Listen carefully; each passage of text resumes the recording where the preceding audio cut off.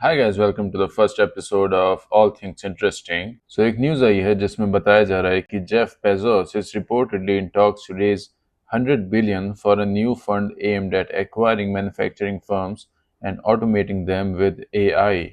Basically Jeff Bezos करीबन 100 billion dollars raise कर रहे हैं ताकि वो मैन्युफैक्चरिंग कंपनीज को खरीद सके और वहां पर वो एआई को इम्प्लीमेंट करने के लिए इट्स लाइक अ बैकयार्ड। तो वहाँ पर वो तरह तरह के एक्सपेरिमेंट्स करेंगे, एआई को इम्प्लीमेंट करेंगे जिससे जो भी मैन्युफैक्चरिंग के फंक्शंस हैं उनको ऑटोमेट करा जा सके और फिर उनको एज अ सॉल्यूशन दूसरे बिजनेस पीपल को बेचा जा सके। सो बेसिकली मैन्युफैक्चरिंग जो अब तक लेबर इंटेंसिव थी उसमें भी एआई इंट्रोड्यूस कराना, दैट इज द गोल। और जब से ये न्यूज़ आई है तब से बहुत सारे लोगों का बैकलैश भी आया है। They are not happy with this. Remember जैसे हॉलीवुड में एआई को इम्प्लीमेंट करने के अगेंस्ट राइटर्स और एक्टर्स ने प्रोटेस्ट कर रहे थे, उसी टाइप के प्रोटेस्ट अब इस तरह के डिसीजंस के अगेंस्ट भी हो रहे हैं। बिकॉज पीपल आर सेइंग कि अगर एआई सब कुछ ही ओवरटेक कर लेगा तो फिर हम करेंगे क्या? फिर तो दुनिया में कुछ ही लोग होंगे जो डिमांड और सप्लाई को कोऑर्डिनेट कर होंगे, वहाँ पे लोग नहीं होंगे, जॉब्स नहीं होंगे, स्टेक होल्डर्स नहीं होंगे, तो फिर society in general how will it operate? It's a valid question और बहुत लोगों का यू नो बहुत लोग परेशान हैं। But then I don't know यार, मतलब ह्यूमन सिविलाइजेशन में इतना कुछ इम्प्रूवमेंट्स ऑलरेडी आए ही हैं। तो ऐसा नहीं है कि टेक्नोलॉजी जब आती है तो सब कुछ ही सेल्फ रिलायंट हो जाता है।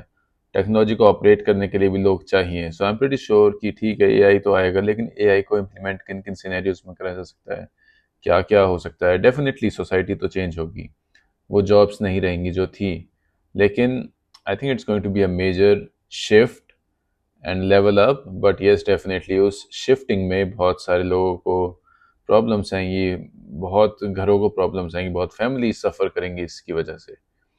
But I guess this is God's will, I guess. ये वीडियो देखो, इसमें कह रहे हैं कि एक लॉरी ओवरटर्न कर गई नेल्लोर आंध्र प्रदेश में और वहां पर लोगों ने कोल्ड ड्रिंक की बोतलें लूट ली। चल रहा है, देखो भाई कैसे गाड़ी का एक्सीडेंट हुआ है, कैसे लूट रहा है आदमी। थोड़ा सा भी नहीं छोड़ रहा है, देखो क्या हाल हो गया गाड़ी का। पूरा ही भीड़ लगा हुआ है, लूटने में कमी नहीं है। लूट लो जितना लूटना है। जबकि वो बेचारा जो ड्राइवर इंजर्ड था वो चिल्ला रहा था, इनसे रिक्वेस्ट कर रहा था कि भैया मत लूटो, फिर भी वो लूटे जा रहे थे। और it's just this sort of incidents are not uncommon in India. What explains this mass behavior, such insensitivity for what, a few hundred rupees? Basically इतनी इंसेंसिटिविटी क्यों है हमारे समाज में? देखो, इसका जवाब तो किसी के पास नहीं है, लेकिन इस पर एक बहुत अच्छा कोट करा है पुलकित त्यागी ने। Their morals, their code, it's a bad joke, dropped at the first sign of trouble. They're only as good as the world allows them to be. When the chips are down, these civilized people, they'll eat each other. The Dark Knight. तो जैसे ही convenience हटती है, जैसे ही सुविधाएं हटती हैं, तो हमें लोगों का असली चेहरा पता चलता है।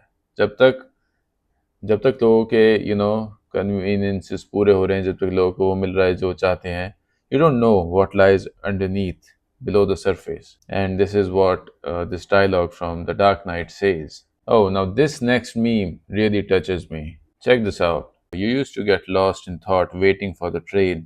Now you have a phone to fill the gap. You used to daydream on long flights. Now there is a screen in your hand and on the seat in front of you. You used to think on your morning commute. Now you have a podcast playing before you leave the house. We used to stare into the sky or into a fire and let our minds drift. Now we have TVs and phone to replace that. We filled every silence and lost all of our peace, creativity and ideas that lived within that silence. मतलब हमारे पास bore होने का time नहीं है। हमारे पास हम बिल्कुल bore नहीं होना चाहते। हम कॉन्स्टेंटली कुछ ना कुछ नॉइज से अपना हेड भरे रखना चाहते हैं। आप आप एयरपोर्ट पर बैठकर बोर नहीं होते हैं। आप when was the last time that you were lost in your thoughts? I guess not in a long while. Because जैसे ही हम उस उस दुनिया में जाने वाले होते हैं, we have a screen, we have a phone in our hands to distract us, to bring us back to this reality. I guess इससे बड़ा अत्याचार नहीं हो सकता एक ह्यूमन माइंड पर, एक ह्यूमन सोल पर, कि उसे उसको डे ड्रीम ना करने दिया जाए, उसको अपने थॉट्स में लॉस ना होने दिया जाए। I mean this is really bad. और हमारी सोसाइटी इतनी जल्दी कितने वियर्ड वे में शेप हो गई है, and this is really scary as well. Just the realisation, मतलब आप सोच कर देखो, it's not that long ago, आज से 10-15 साल पहले, I remember, I used to have these deep thoughts. I used to have these really complex thoughts and really really long train of thoughts or creativity, and I really feel कि now it has extinguished to a greater extent. अब मुझे ऐसा लगता है कि बहुत कुछ उसमें से खर्च हो गई है, दब गई है, खत्म हो गई है, स्पेंट हो गई है, spent through this attention economy. And it's not easy to bring it back, to bring your creativity and intelligence and childhoodness back, but it's just a sad realization that we do not let our minds drift, and that the TV and the phone have replaced every silence, every peaceful moment from our life. Like, I must be like, bro, I deserve better than this. So I found this video, and this video basically shows who are six, like who are the sick people. जैसे आपको अर्जुन के धनुष का नाम पता है? गांडीव। ठीक है, अब कोई बोले कि गांडीवधारी, तो वो अर्जुन के सिवा किसी और को हो सकता है क्या?